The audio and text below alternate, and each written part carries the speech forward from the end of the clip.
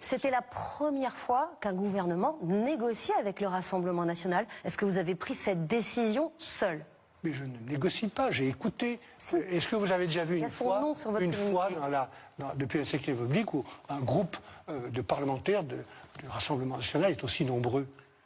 Ils sont près de 140. Oui, mais donc vous assumez, c'était le groupe le plus nombreux, donc c'était votre interlocuteur privilégié. Je les respecte comme je dois respecter 11 millions de citoyens qui ont voté pour eux et de comprendre pourquoi ils ont voté pour eux. Et moins ceux qui ont voté pour la gauche. Non, pas du tout. Je respecte tous les groupes. Qui estiment qu'il n'a pas été écouté à aucun moment. Mais ce n'est pas vrai, Madame Lapique. Ce n'est pas vrai. Ça fait bizarre de voir des journalistes faire leur travail. Honnêtement, c'est un truc de fou. Et elle a totalement raison. Moi, je le répète, vidéo après vidéo, Michel Barnier a été placé par Marine Le Pen.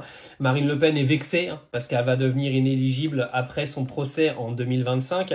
Donc elle va tout faire pour faire sauter le gouvernement et essayer de faire démissionner Macron le plus vite possible pour pouvoir se présenter aux élections, sur des élections anticipées avant son jugement, mais ça ne marchera pas car Macron ne démissionnera pas.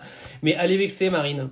Elle est vexée, ça se voit, et Anne-Sophie Lapix, elle a raison, c'est-à-dire qu'aujourd'hui, venir dire que tu as écouté 11 millions de Français, alors que tu n'as absolument pas écouté ceux qui ont voté à gauche, c'est du foutage de gueule.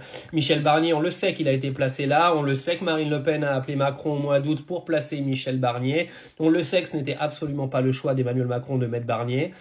On le sait également que Attal a tout fait pour faire sauter Barnier de l'intérieur. Il faut arrêter de nous prendre pour des cons. Alors cet après-midi, va y avoir une motion de censure qui devrait être votée. Maintenant, même Retailleau l'a expliqué ce matin. On va voir ce qui se passe. Mais une chose est sûre, elle n'est pas sûre, mais bon, elle est probable.